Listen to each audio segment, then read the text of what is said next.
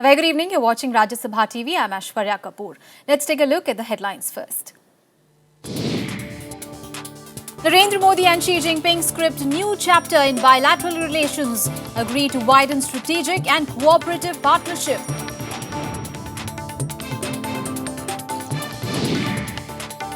India and China concur on 5-year trade and economic development plan. China to invest $20 billion, give greater market access.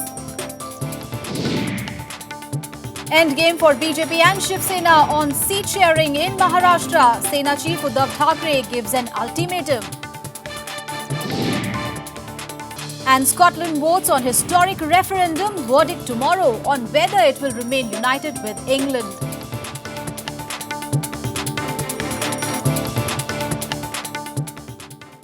The big story of the day, it was a day of deals and agreements between India and China in New Delhi. Chinese President Xi Jinping held summit-level talks with Prime Minister Narendra Modi, after which the two sides signed 12 important agreements. Important in these was the Chinese investments in Indian railways and a road to constructed for the Kailash Mansarovar Yatra. But India also raised the issue of border incursions by the People's Liberation Army in Ladakh.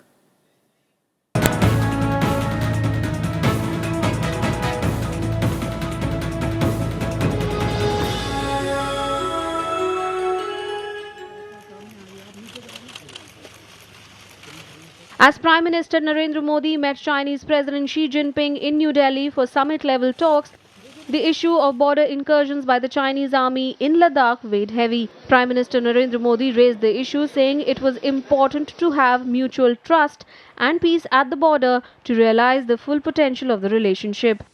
हम इस बात पर सहमत है कि सीमा क्षेत्र में शांति और स्थिरता हमारे आपसी विश्वास और संबंधों की नींव है।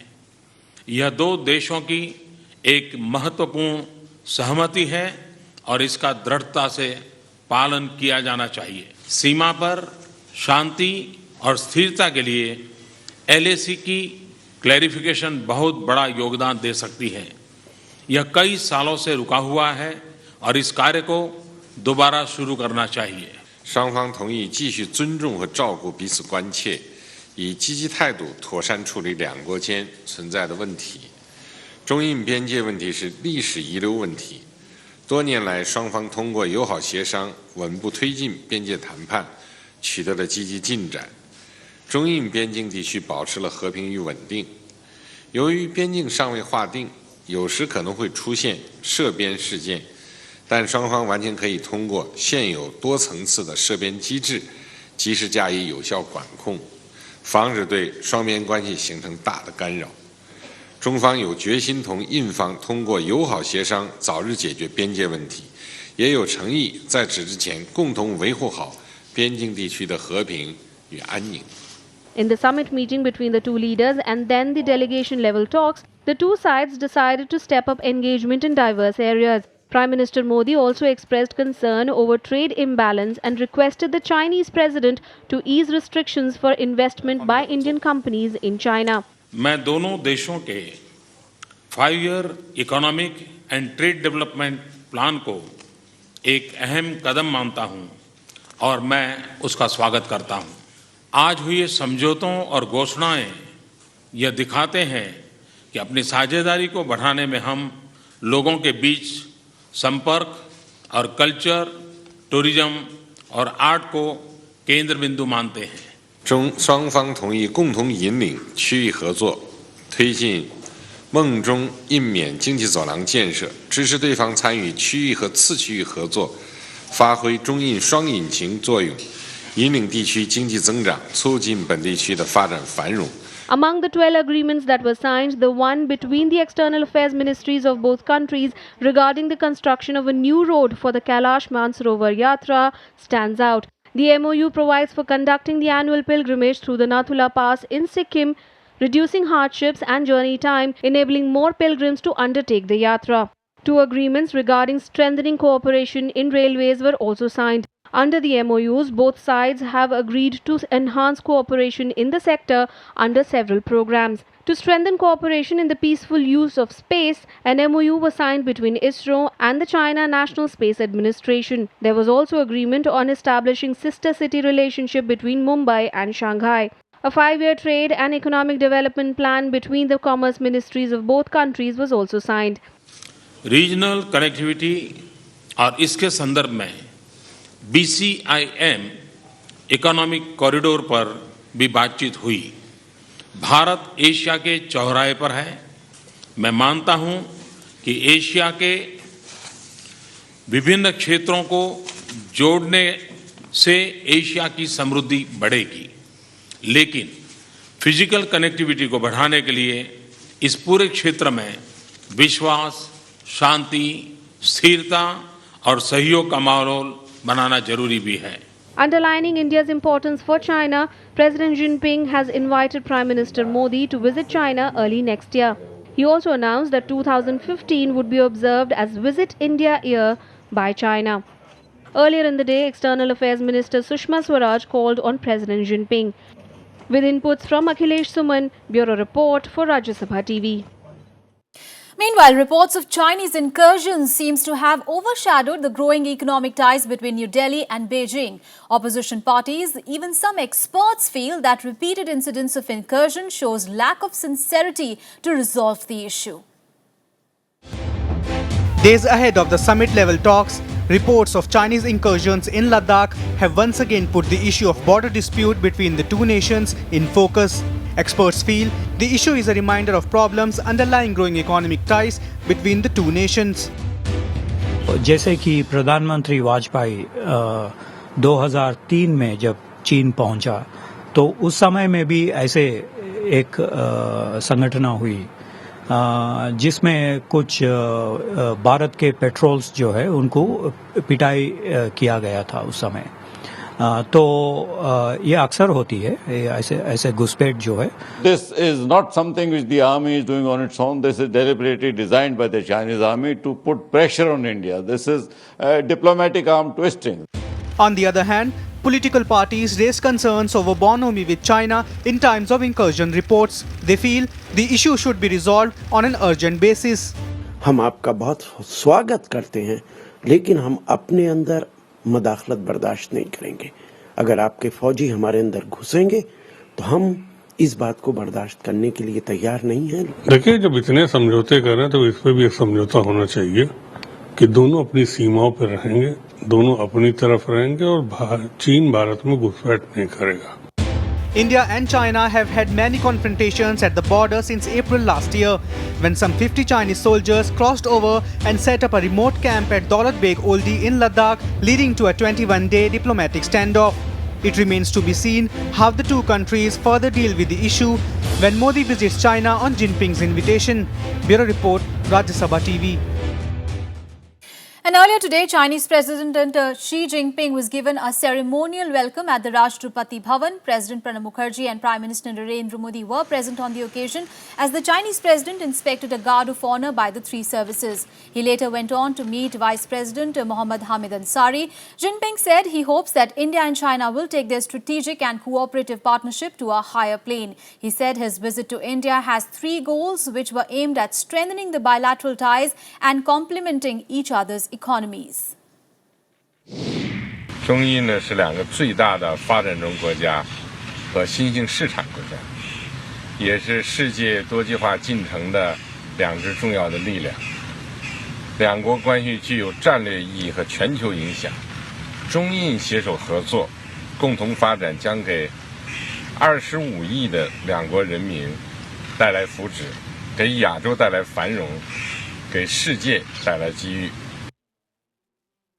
All right, we'll take a very short break here, but we'll leave you with some visuals of the Chinese First Lady. While her husband was busy signing deals with Prime Minister Narendra Modi, First Lady Peng Yuan charmed the school children in Delhi by humming songs and sharing personal glimpses of her life. She left a handwritten message for the students with her special stamp on it. Take a look as we take a short break.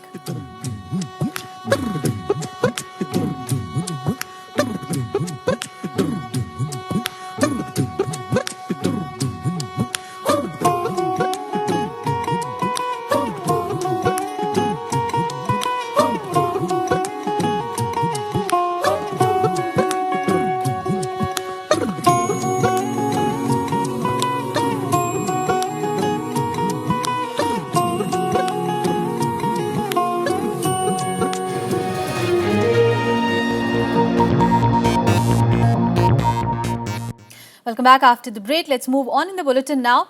The Supreme Court has asked the centre to speed up relief operations in flood-hit Jammu and Kashmir. The top court also emphasised the need to focus on the process of rehabilitation. The valley is still recuperating from the devastation, with thousands still stranded in parts of the state. That the death toll has crossed 260 now after more bodies were recovered.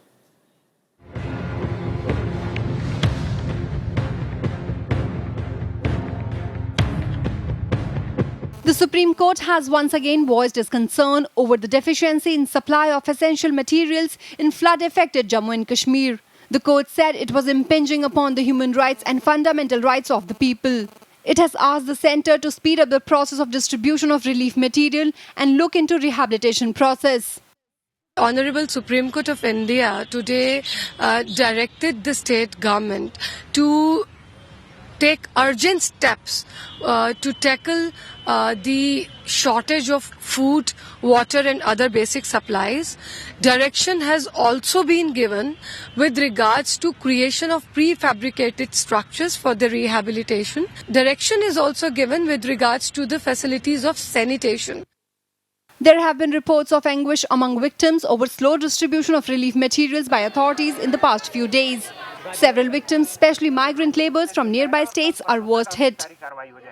यहाँ पे तब बहुत दिक्कत हो रही है, हमें सबसे ज़्यादा दिक्कत हो रही है और यहाँ पे क्या है कि परिवार भी हमारा तो यहाँ डूब गया बिल्कुल. One of the major challenges faced by the authorities is to clean up garbage, dead animals to prevent waterborne diseases. Inadequate sanitation and hygiene remains a major concern in post-flood scenario. The Supreme Court has also sought urgent steps to prevent outbreak of epidemic.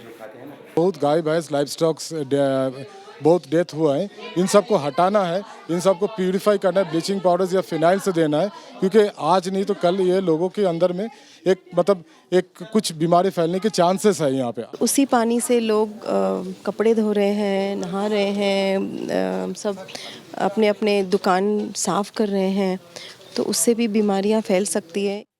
Meanwhile, the Civil Secretariat opened after 11 days since the floods hit the valley.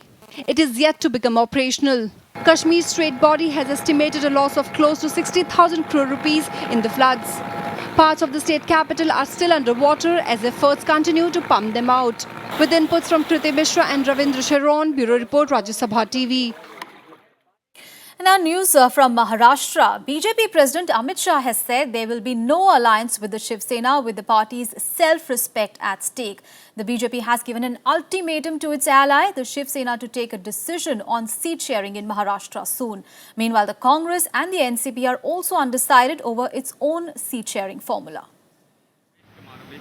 Ahead of the assembly polls in Maharashtra, the BJP and Shiv Sena continue to be at loggerheads over the seat-sharing arrangement. They have been holding talks about the issue continuously.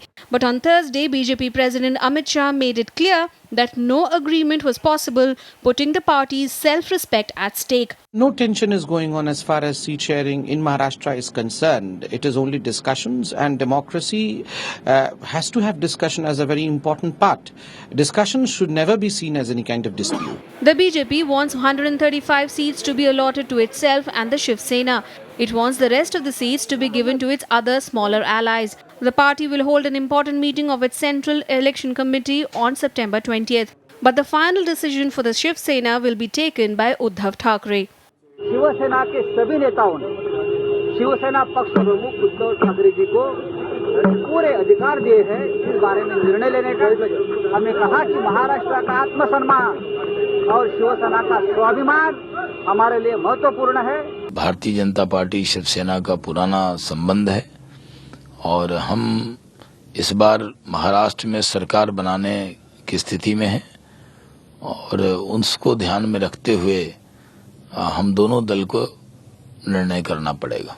Meanwhile, Congress President Sonia Gandhi and NCP Chief Sharad Pawar are also likely to meet soon to discuss the seat-sharing arrangement between the allies. जैसे Shiv Sena BJP के बीच में मुख्यमंत्री को लेकर घमसान हो रहा है, हमारे बीच में ऐसा कुछ नहीं.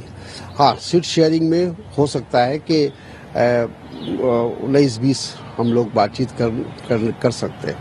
The process of filing nominations for the Maharashtra Assembly polls will begin on 20th September.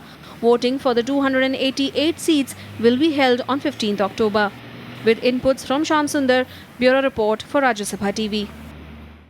And in other news, Home Minister Rajnath Singh today left for the 6th SAARC Home Ministers meeting in Kathmandu. Rajnath Singh said that the NDA government is committed to reviving SAARC as a major forum to promote the welfare of the South Asian people. Ahead of the visit, he said SAARC countries should cooperate to address common challenges. The meeting is expected to discuss important issues on regional security, cross-border terrorism and dismantling the terror infrastructure. Rajnath Singh is also expected to call on Nepal President Rambaran Yadav, Prime Minister Sushil Koirala. He will meet his counterpart Bamdev Gautam and other political leaders in Nepal. And lawyer activist Prashant Bhushan, who levelled allegations against CBI Director Ranjit Sinha, refused to reveal the name of the whistleblower who provided him the necessary documents. Bhushan's NGO told the court that the life of the whistleblower would be in danger if the name was revealed. The Supreme Court had asked Bhushan to submit the name of the source who provided him the guest list at the CBI Director's residence in a sealed envelope. Bhushan in his petition alleged that the guest list showed that the CBI chief frequently met the accused in the 2G and coal scams at his residence and hence he should not be in charge of the probe. And time now to get you all the other national news and updates in Nationwide. The Supreme Court on Thursday sought the centre's response to a petition on making process of appointing the Chief Vigilance Commissioner transparent. The court also said people across the board and not just bureaucrats should be allowed to apply for the post. The BNC Sensex and the Nifty surged nearly 2% on Thursday, posting their biggest daily gain in over 3 months. The Sensex rose to 480.92 points and ended at 27,112.21, whereas the Nifty gained 139.25 points to end at 8,114.75. Tamil Nadu Chief Minister J. Jayalalitha has said she would go against the UGC order and ask colleges and universities in the state not to make Hindi a compulsory subject. Jayalalitha termed the UGC circular unacceptable and illegal. The University Grants Commission had earlier ordered all colleges in the state to teach Hindi as a compulsory language along with English till graduation. Survivors of the Bhopal gas disaster and their supporters chained themselves in front of Chief Minister Shivraj Singh Chauhan's residence seeking adequate compensation. The organizations took out rallies on the 30th anniversary of the Bhopal gas tragedy. We'll take a very short break here. Coming up ahead, US House of Representatives approves plan to strike Islamic State militants. Details after a short break.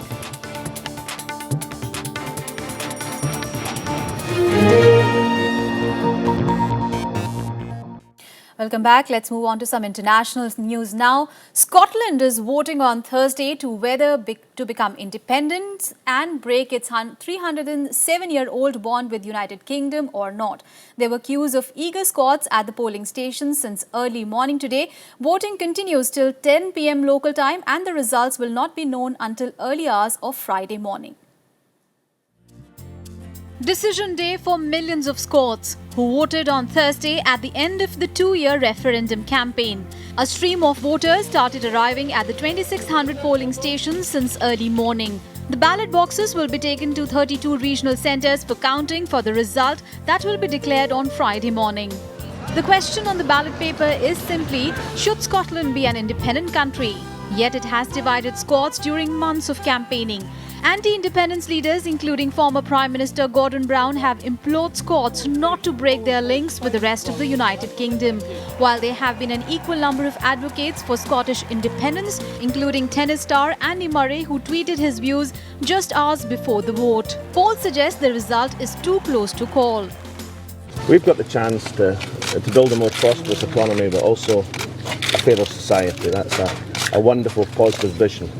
And that's why Scotland should grasp that opportunity with both hands. Meanwhile, Westminster is now considering the consequences of a yes vote. If Scotland went independent, there would be immediate reaction from markets. Emergency financial measures might be required. David Cameron says he won't resign in case of a yes vote. 24th of March 2016 will be Scotland's Independence Day. In the meantime, there would be negotiations on division of shared assets. Scots could theoretically take part in the 2015 general elections. Though Salmond wants to keep the Queen and Pound, few other things in Scotland would remain the same. However, in case of no vote, Scottish Parliament is likely to be given more powers. Salmond has said in case of no majority, he would not hold another referendum. The alliance between Scotland and UK was supposed to be inviolable according to the constitution. Yet today, the partnership faces the very real prospect of dissolution. Whatever the outcome of the referendum, Britain will never be the same again after Thursday's polls. Bureau Report, Rajya Sabha TV. And US President Barack Obama's campaign to step up the fight against the Islamic State got approval in the US House of Representatives. The plan authorizes arming and training of Syrian rebels to fight the IS militants. But the policy emphasized that no US troops would be sent into combat for the purpose. The United Nations House of Representatives gave its backing to President Obama's plan to arm and train Syrian rebels to battle Islamic State. The House approved the measure by a bipartisan vote of 273 to 156. The bill still needs approval from the Senate, after which it will go to Obama to be signed into law. I want to start off by saying thank you to House members, Republican and Democrat, who came together today to pass an important component on our strategy for dealing with this terrible terrorist organization.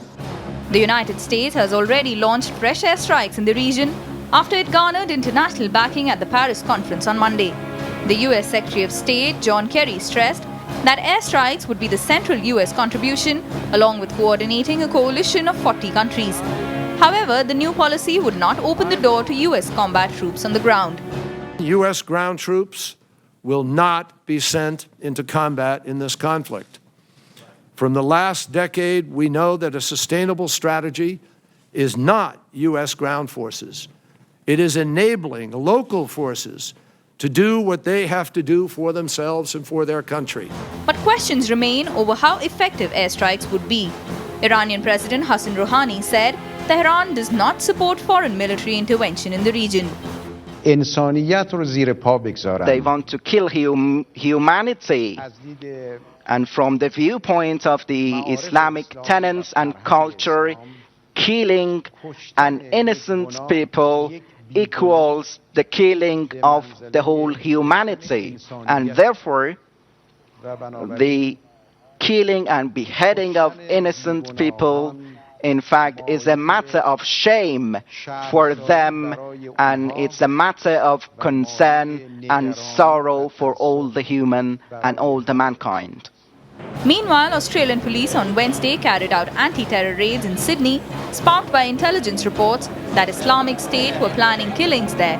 The raids have led to 15 arrests. Bureau Report, Rajya Sabha TV. All right, let's get you some other international news and updates in Global Buzz.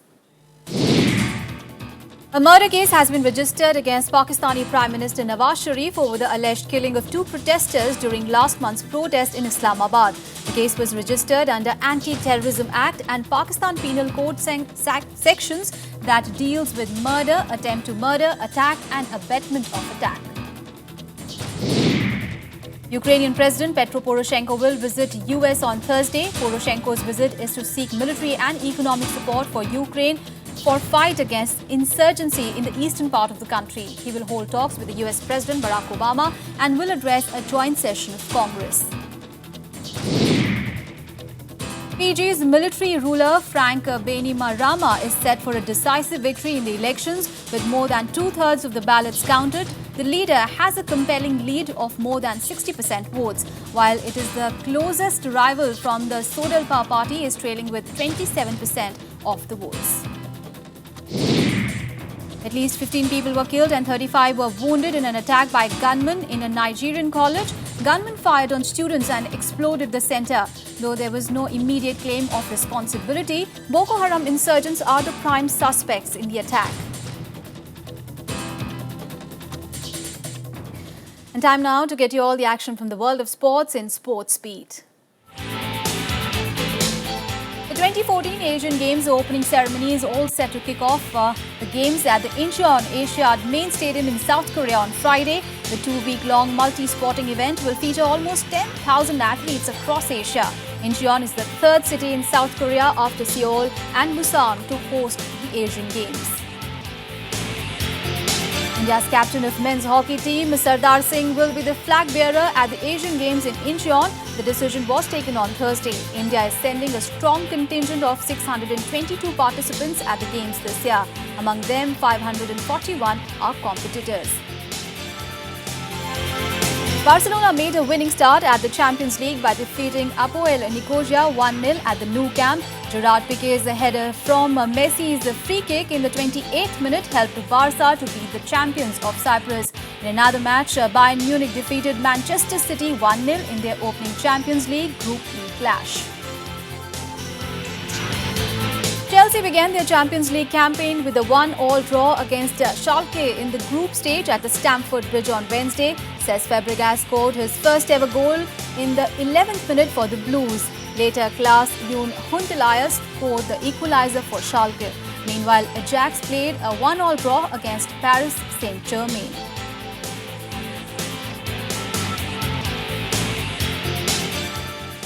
Well, that's all in this edition of News Tonight. Thanks for watching. Good night.